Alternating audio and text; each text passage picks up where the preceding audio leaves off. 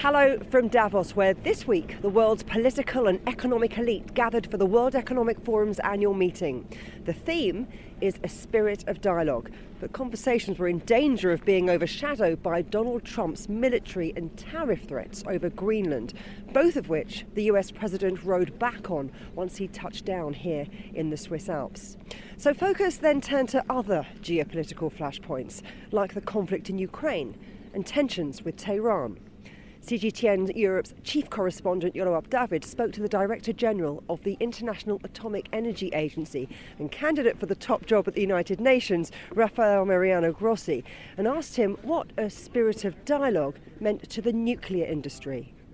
In terms of nuclear, it means a lot. It means two sides of a coin.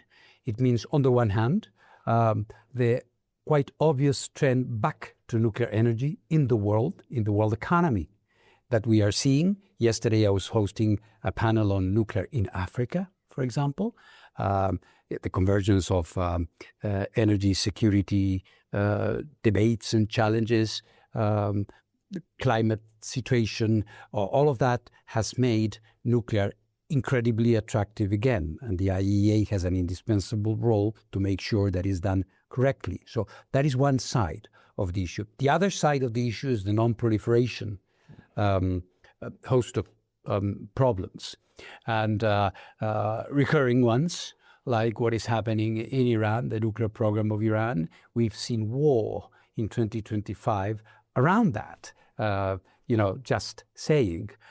So for us, it is an essential platform to be here to explain what we are doing, what are the challenges, and what we are trying to do to make it better. Well, let's focus on that then, and Iran. So the greatest nuclear safety risks now in 2026, after an unusual, extraordinary year in 2025, but we're seemingly in an even different field again this year.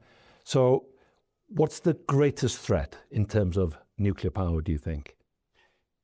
Well, it depends on how things evolve. Obviously, there is one very urgent issue around what is happening between Russia and Ukraine at in the course of the war, and because of the fact that the Zaporizhzhia nuclear power plant is there at the front line, fourth year of the war, and ever so fragile as in the beginning. We have just now successfully, I would say, negotiated yet another partial ceasefire between the two sides, so that some essential repairs of one of the lines that is feeding the plant could be repaired. It's the fourth ceasefire we have negotiated. And that says a lot about two things: about the fragility of the situation there, where there is military activity, ongoing military activity, putting the safety of the plant at risk, and secondly, for us, the importance of our work there and the need for us to be present there, to talk to both, to try to calm things down at certain moments where there is a very fragile situation. Do you expect it to be retained under Russian control? Well, I don't see that changing. I mean, it's not for me to make, assessments of a military nature. But what we see is that the situation in terms of front line seemed to be relatively the same for quite a while. And in any case, I am adapting my operation to what I see there, not to what could happen, which, of course, is beyond my realm. Let me ask you about Iran. How concerned is the IAEA about Tehran saying it won't permit inspections of facilities for you to gauge where Iran sits now in terms of enriching uranium and potentially using that in a military way? Well, I think we all know that this needs to be solved in one way or the other. We need to get access again. And I don't think even Iran would deny this. The problem is that they are not doing it. They are putting conditions. They are, coming up with certain positions which are, for us, not accurate. But it is absolutely necessary. Why? Because after the 12th day war, and with all the consequences that came with it. One was, of course, the loss of access for our inspectors in some places, in particular the most sensitive places, Isfahan, Fordo, Natanz, the places that were hit during this military campaign.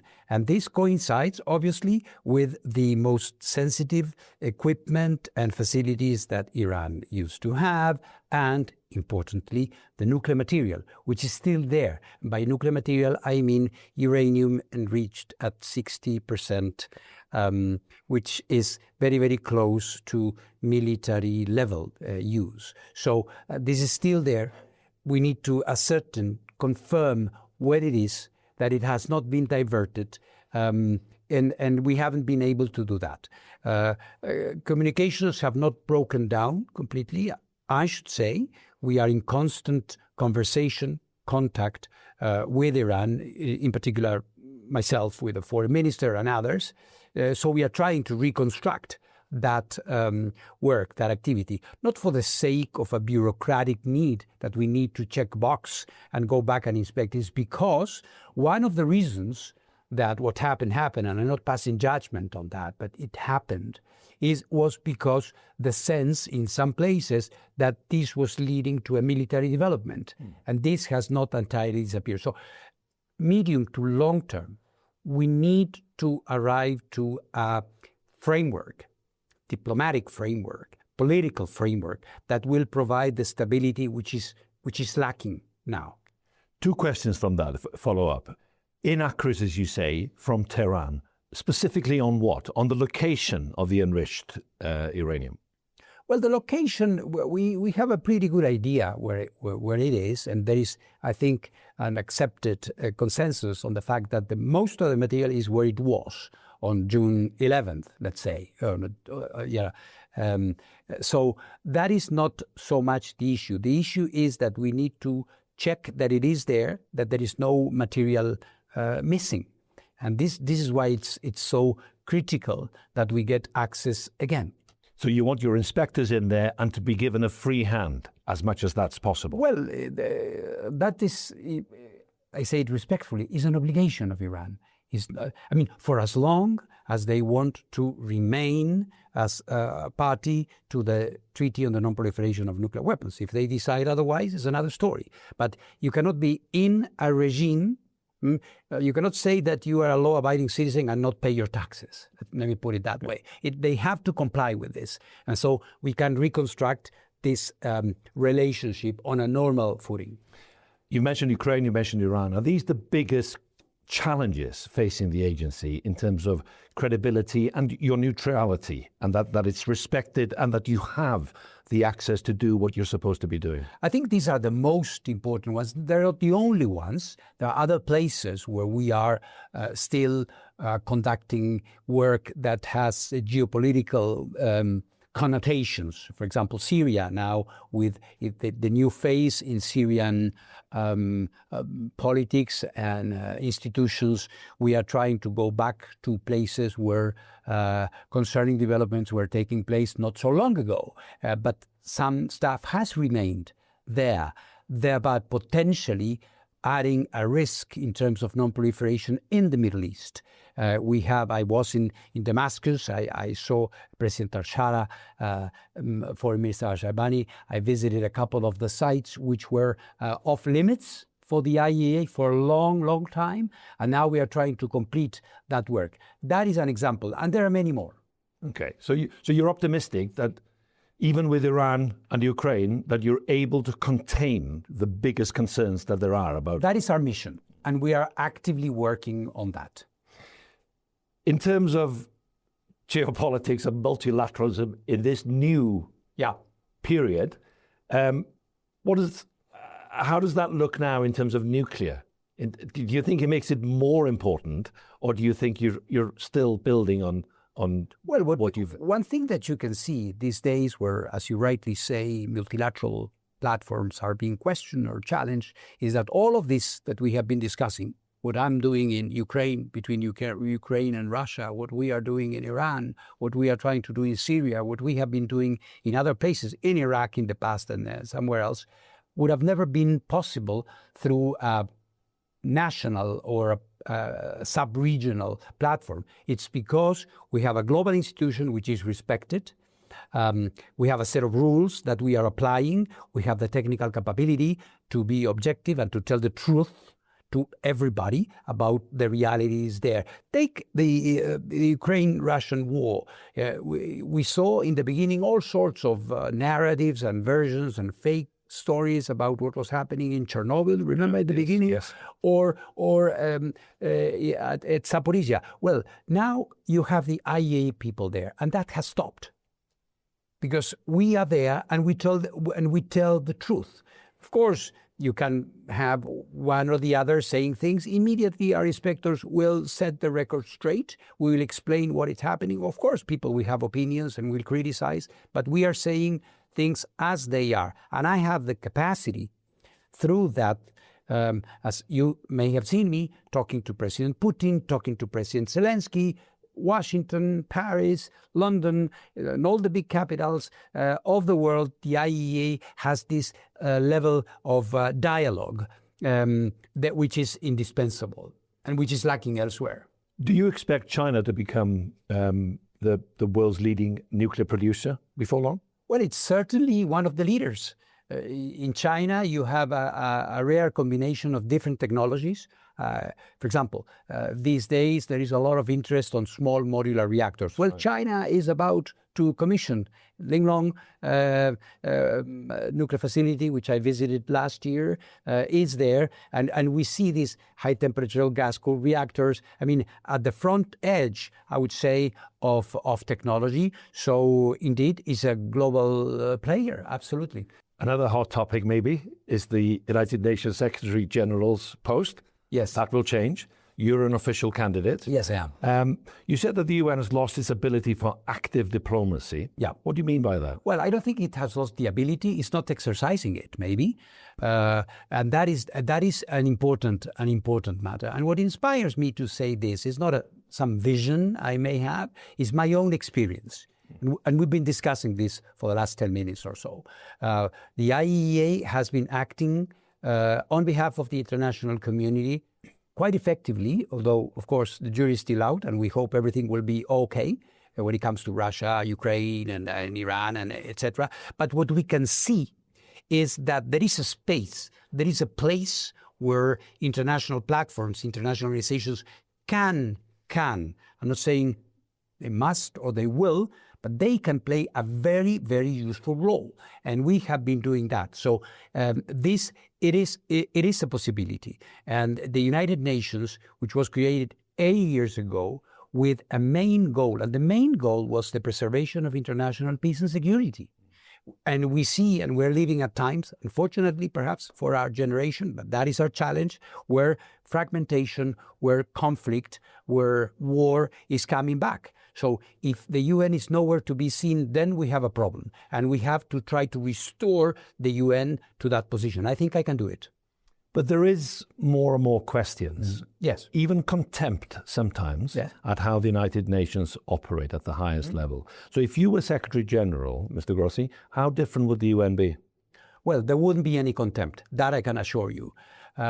We would be an actor.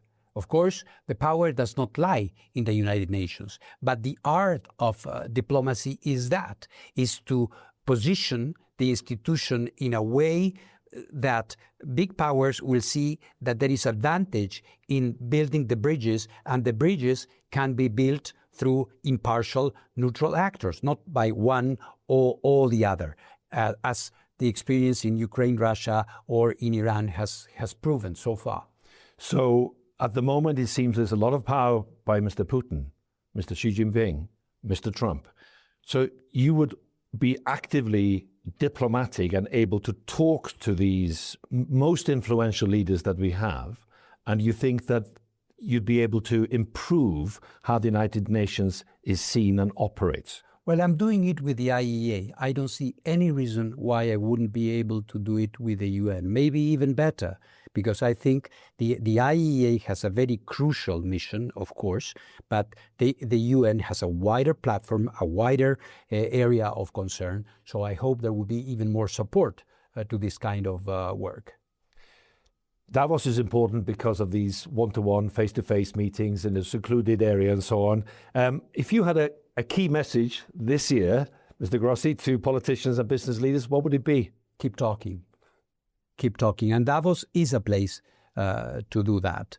I think it's at moments like this, and we see every day important messages coming from this platform, from some of the world leaders, not easy ones on occasion, because we are a time of I would say, reckoning, where people are recalculating, trying to determine where the world is going. And this platform perhaps is going to be transforming itself. I don't know. It's for the World Economic Forum to decide, but it has been a positive force for conversation. This mutual cancellation trend that we are seeing is extremely concerning. So we need these places where we can talk, air our differences, look for convergence. And in a way, I don't want to put words in your mouth, but is this what you would want to achieve within the United Nations if you're a Secretary General? That and much more, of course, because this is a platform for dialogue. The UN has the power of the Charter, the power of the network of institutions that are there. They have suffered. You even said there's sometimes contempt. There is skepticism, maybe, and why not? We should assume it. The UN must reform.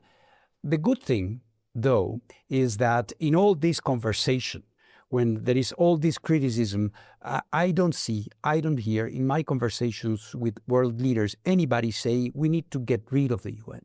The UN doesn't serve any purpose. It's the way in which we are now. The current situation is what is seen as adding less value.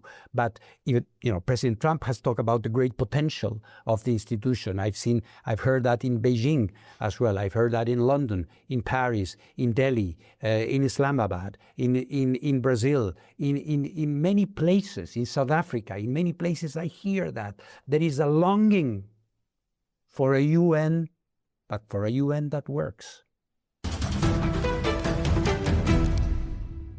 Of course, the Chinese economy has been a key talking point here, with Vice Premier He Lifeng sending a very clear message in his address to Congress. We should firmly support free trade and jointly promote a universally beneficial and inclusive economic globalization. Economic globalization driven by international specialization, collaboration, complementary strength, and the pursuit of win-win. This is a prevailing trend of history. It has benefited many countries, including China, and enabled them to achieve fast development. On the contrary, tariff and trade wars have no winners. Beyond driving up costs for production and trade, they fragment the world economy forward and disrupt the global distribution of resources. I spoke to Joe Ngai, chair of McKinsey's offices in Greater China, about what he thinks the future holds for the Chinese economy. If you look inside, China's economy, I think that obviously over the last 2-3 years, there's been a little bit of an overhang of the real estate, bubble bursting. There's a little bit of a, Chinese companies facing this intense competition. But if you look at consumer demand, especially around areas like services, people, don't underestimate the fact that last year was the year where Chinese services was growing actually very, very fast. If you look at travel, look at tourism, look at a lot of the non-physical goods, I think that consumption has been going up. If you look at actually even this year, white goods, right? A lot of the appliances, right? Electric vehicles, right? That has been going up. I think when you look into underneath the hood, there's actually quite a lot of positive signals, right, on the consumption side. If you look at next year or this year, what they're trying to do, I do think that the Chinese consumer will be increasingly an important part of Chinese economy. And I think that is something to look forward to. Now, we got to balance that with the exports because those numbers are growing faster than consumption. So therefore, it's a bit overshadowing the consumption. But if you look within consumption, I think it's actually a pretty steady, on its way up type momentum that you can see already. He also pointed to innovation as being a strong engine for growth, which chimes in with the 15th five-year plan recommendations for industrial policy priorities, tech self-reliance, sustainability, sustainable high-quality growth. Is this a new strategic phase? In China, there's actually call it the old economy and there's a new economy, right? The new economy is all the things that we're talking about, right? AI, EVs, batteries, right? All these things where robotics, right? Where I think, and new life sciences, biotech and all those. I mean, those are seeing I would say, they're saying like, what slowdown? We are growing as fast as ever before, right? This is something where they are globally competitive. It's where everyone wants to put more investment in there. Investors are chasing after these. If you look at the Hong Kong Stock Exchange, right? In the past year, the IPOs has been all around this new economy. I think, however, at the same time, the more traditional, right, the retail, the malls, right, a lot of the old consumption, I think that's where you see a lot of strain in there. So I think that what is important in China these days is how do you align yourself? How do you use technology? How do you use these new ways to position yourself in the right swim lanes? So you're in the growing part of the economy, and not in the suffering part of the economy. And that's really like my message to our clients is around like, where are you? And if you're in the wrong swim lane, you better get yourself over there. Otherwise, you'll be suffering. Considering the Davos Forum's theme, a spirit of dialogue, how might her speech affect China's relationships with Western economies, particularly given tensions over US tariffs and the geopolitical backdrop? In the last year, we have seen more Chinese companies who are thinking around going global than ever before.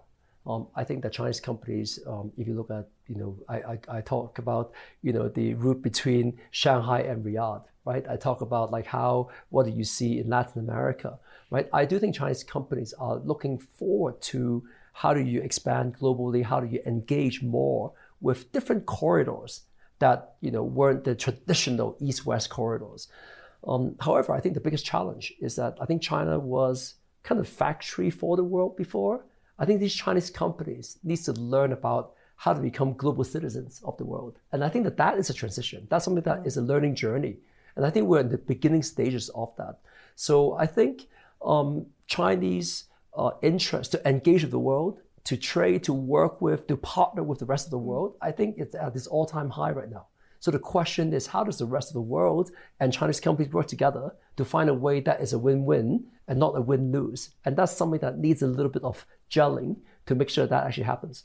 You've talked a lot about Chinese companies, but what about foreign companies coming to China? The message seemed very much to be that China's open for business. I mean, how do you think the next 5-year plan is going to signal that China is really good for business? I think the Chinese economy has always been quite open to foreign businesses. The difficulty is actually the competition itself in China, right? So in China, it's not like it's the Chinese company competing against the multinational. It's every company compete against everybody, right? So in many ways, when you go into China, this is like I call it the world's toughest gym, right? There's no, are you a foreign company? Are you a local company? Are you an old company? Are you a new company, right? It is basically everyone's competing against each other. And in that arena where the world's most competitive business landscape is going on, I think multinationals are realizing that this competition is intense, right? And a lot of them in the past 20 years have had I would say, enjoyed a pretty good time, right? And actually expanded themselves. But in the last couple of years, right, the local competition has really caught up to it. So the question for them is not one of whether China's open or not. It's whether they are competitive enough to serve the Chinese consumer who are discerning, who are intensely looking at all the deals out there, looking for value for money, right? And how do you compete and do well in there? The flip side, though, is if you can win in China, you're pretty competitive in the rest of the world. So we do encourage multinationals to say, well, you gotta get into that gym, because if you're fit in there, right, you go to the rest of the world, right, in those gyms, right, you're pretty good. It works both ways, doesn't it? Because he also said he would then hope for a fair, transparent and predictable marketplace for Chinese companies abroad. There are geopolitical headwinds, it's tricky seeking growth of this fierce domestic market. How can Chinese companies evolve to become true corporate citizens, global corporate citizens? Yeah, I do think that Chinese companies have a lot to learn to engage with the world. I think that they start with great products and very competitive ecosystem, right, that they compete. But I think that they can engage a lot more, right, with local communities. I think they can, engage a lot more with local industry associations. Right now, Chinese companies, when they go around the world, I think consumers love them because they have usually a kind of value for money proposition that everyone loves, right? Your great EVs, your great products. Who is a little bit more anxious are the industry, right? Are the other players? I think the question for Chinese companies is, how do I get more welcomed and not feared by industry associations around the world and other competitors? And I do think that the word sharing is important. How do we share more? How do we share with more better JV partners? How do we share with other stakeholders? Right? How do we make sure that there's enough to go all around? And I do think that that is something where we all have to learn. Right? I mean, it is around dialogue. It's around more engagement. It's around more participation. Right? And I do think we're at the beginning stages of that. But if they can master that, there is a lot to be gained on both sides. And I hope that that will be what we'll be seeing more. Let's throw this forward, and you've given me a few clues already, but which industries do you think will be powering China, stoking at that growth in years to come? The world in the last 15 years have been powered by technology. And right now, I think in that arena, China actually has a lot to offer. We work a lot with the industrial companies in China, right? The way how they're using AI, the way how they're using robotics. I think that China right now is probably the world's largest use case, right, for industrial robots. And I think that they're also manufacturing these robots at a rate and at a price point that is going to be very competitive. What I think these can do, right, is to help the industrialization of many other countries and industries around the world, right? I think that, what about, Chinese industrial robots helping to, enhance, European industrial competitiveness, right? So I think that there's a lot of these things where I do see that China used to export products. I do think in the next era, I think China will be exporting a lot of IP, exporting a lot of new methods, exporting a lot of new ways how to manufacture that can really help local industries. And I hope that that's what's going to happen, because right now we're too focused on China still as a factory for the world, right? But I do think what they can export, what they can share is a lot more than just hard goods.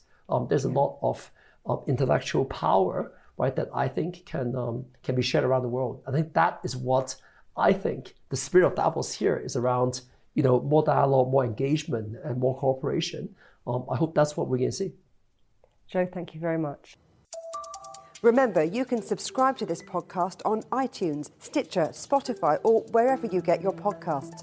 You can also find more agenda content on CGTN Europe's Facebook, Twitter, Instagram, Telegram, and YouTube channels.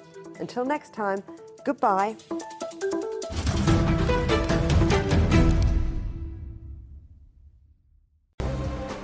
The most interesting questions. Are there other living beings beyond Earth? Will man or machine be in charge? Great question. Always have more than one answer. Well, hold on, let me just draw up a list. And always come from more than one person. That's where the credibility lies. The concept of having a machinery which is alive and evolving didn't wait for us. The end of inequality of incomes and wealth around the world, can you imagine how difficult that is at the moment to achieve? Every episode, Stephen Cole, Murray Beveridge, and some of the brightest minds out there shed light on the answers to some of the most intriguing questions. There are two ways of looking at this. Machines can't really discriminate between civilian and military targets. The Answers Project. Maybe we need to just look at this in a bit more detail. Extraordinary claims require extraordinary evidence. The Answers Project, a new podcast from CGTN Europe.